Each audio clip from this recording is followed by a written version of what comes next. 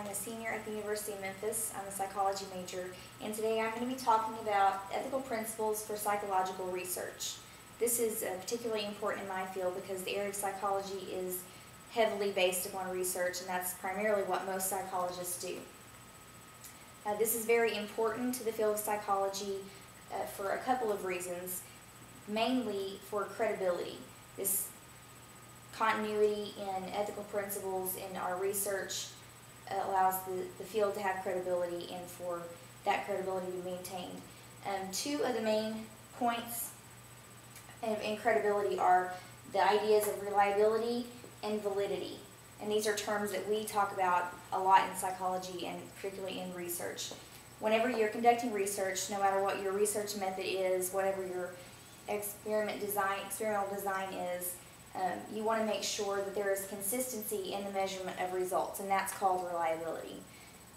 And that just means that if we do the test over and over again, we continue to do an experiment even with different participants, if we get consistent results and the measurement is consistent. If not, then it would be considered unreliable, and then that would cause credibility to be lost. So reliability is definitely something that we're looking for.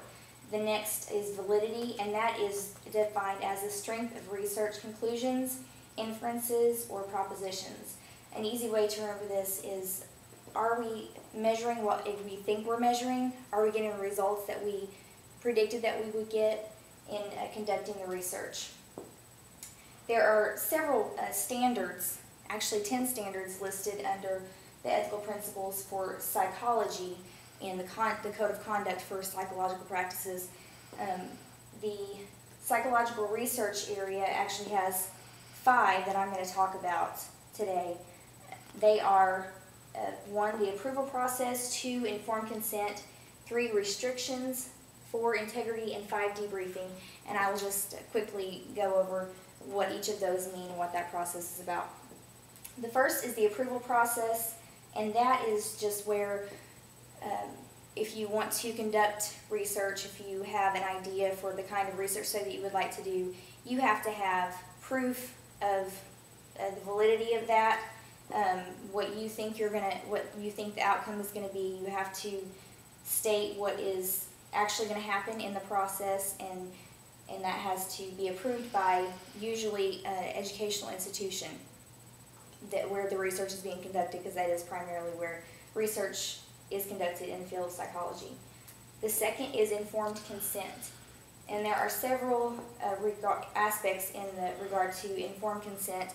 The main is that the people who are involved in the research study state on paper, sign actually a contract that says that they will participate knowing several things. So the psychologist who is conducting the research has to tell them what the purpose of the study is, how long the study will last, what they're expected to do, potential consequences for participating in the study, whether that be negative or positive consequences on them.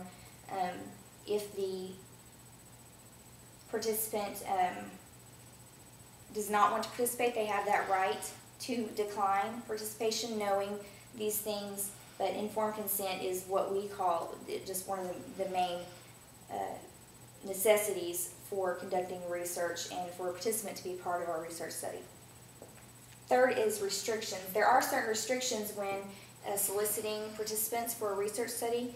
One of the main is that we are not able to offer inducements that would be inappropriate or too much or in excess financially, which means that in those cases they would be considered being coerced, and that is unethical practice. So we definitely have those kinds of restrictions that psychologists need to adhere to maintain the credibility of the research. 4 is integrity. A psychologist is not permitted to lie about what the research study is about. What they say to the participants, the research is, the purpose of the research, it should not in any way be deceptive. Unless there are particular cases where a research design is specifically designed to include deception is a necessity, and it should only be minimal, and that should be a very rare instance. The fifth is debriefing.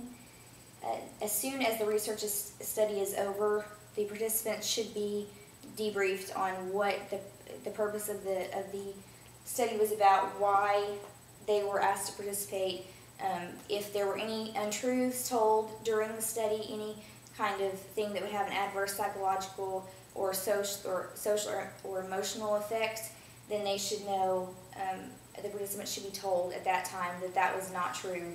They should not leave the study. If they leave the study not being clear on what happened, then that's too late. Finally, a participant should be given contact information after any research study. They should always be given contact information to get in touch with anyone that they pertain to this study, whatever the research is, in case they have any questions. So you may ask, what is why should you know about this? Why should you as college students know about ethical practices, ethical principles for psychological research? And that is because, like I stated earlier, psychological research methods, designs, experiments are usually conducted in an institutional setting, because that's where psychology gets the funds, primarily are in institutional settings, and government will sometimes fund these projects, and then also private grants will also be given. That being the case, that educational institutions are where this primarily takes place, usually the participants who participate in research studies in psychology are college students. So you should know that whenever you are participating in these studies, that there are certain guidelines that a psychologist must adhere to under the American Psychological Association, and that these research studies are not taken lightly, and the participants' willingness to participate is protected, and the participant will be protected in these studies. That's of utmost importance. Another reason to know is just as a citizen. You should know whenever you're watching television, whenever you're reading a journal article, when you're reading the newspaper, whenever you come across these studies that say, psychologists say, after research on, whatever the study may be, the psychologists say that this is the case and this is their findings. It's good to know that these findings, in order for them to be published, have to have reliability and validity, that they are credible, and so that you can trust to a degree what the researchers have come to. So I thank you for your attention.